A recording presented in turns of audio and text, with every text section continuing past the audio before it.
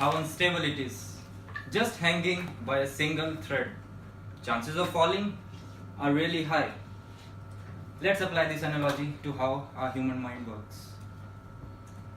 Consider yourself this hanging pen, and this thread is your only hope to hold on to something or just let go. People are vulnerable. They have their own set of agendas to follow. But if you keep on applying pressure on them, they might just get detached from the only thread of hope they are holding on to. What if I tell you that you have a bigger role to play in making someone's life better? Knowingly or unknowingly, you might have done something for someone that would have changed their entire life, or at least their perception about life. That someone can be a friend, colleague, relative, or who knows, maybe a stranger. But all are not that lucky. Suicides. It's the second leading cause of death among young people. Each day, more than 5,000 attempts are being made. 4 out of 5 young teens have given clear warning signs. So think before you lash out at someone. You don't know how their life is going. Inside, they might just be hanging. All those people, those who have pushed them beyond their limits to take that final step, are the potential murderers. You have no idea how the other person is taking your words. It can either make them or break them. So what's the big role that you have to play here? You provide them with extra threads. Give them motivation, hope to hold on to something, and most importantly, make them feel that they are not alone. Sometimes, no matter how strong you are in your life, there comes a point when you hit the rock bottom. You want to gather all your courage, want to start over, but you just can't. Then, my friends, comes the need of an external push. Be that person who provides the external push to the person in need.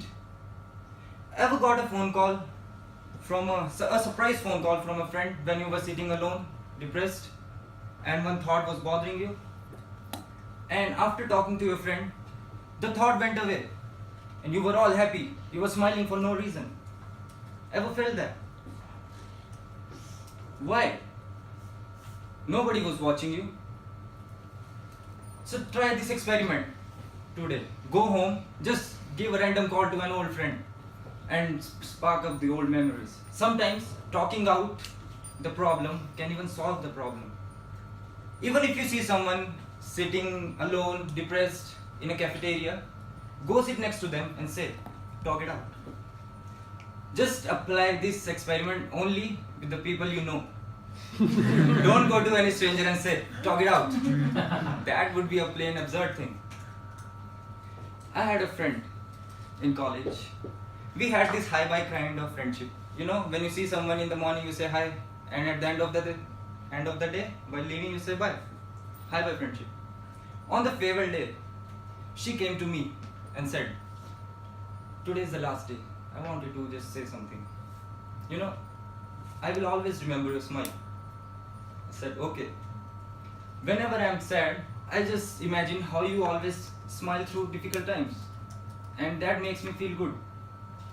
That time I was unable to digest the compliment she gave because I am not used to that.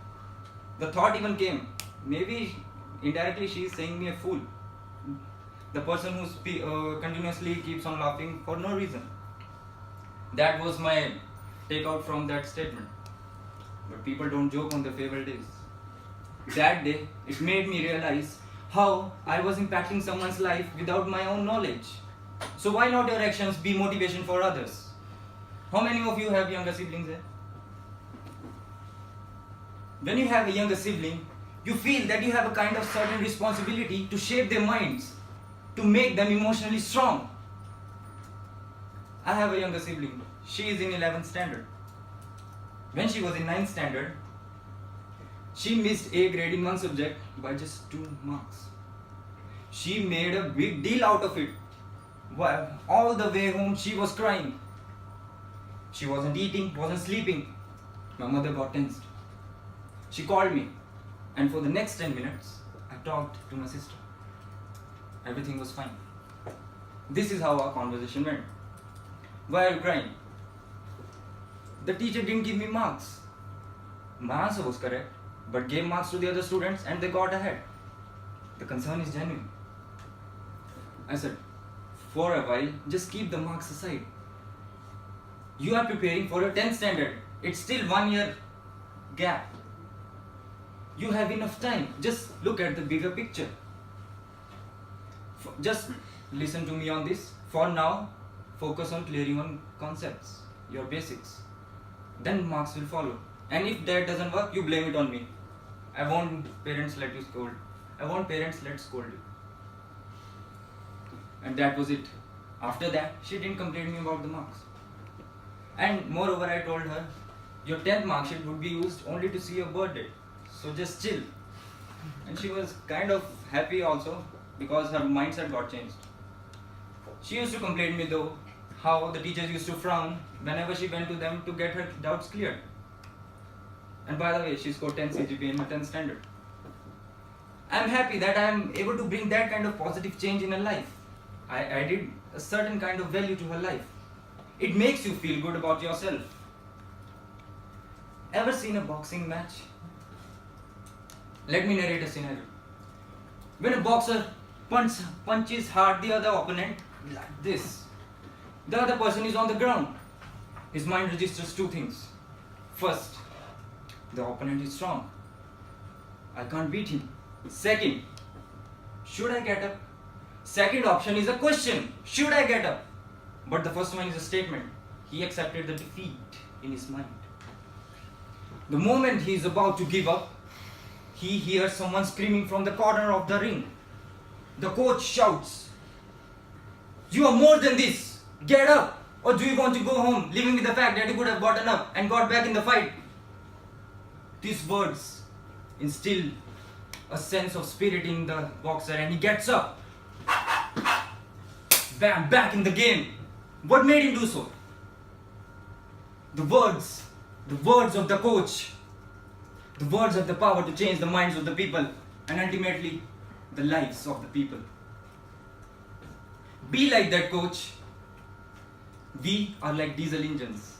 Our minds are heavily loaded. We need a push to get started. When you are sick, what do? You take some external source, medicines, so that your immune system gets back up. Same is with motivation. You need someone to push you whenever you are down.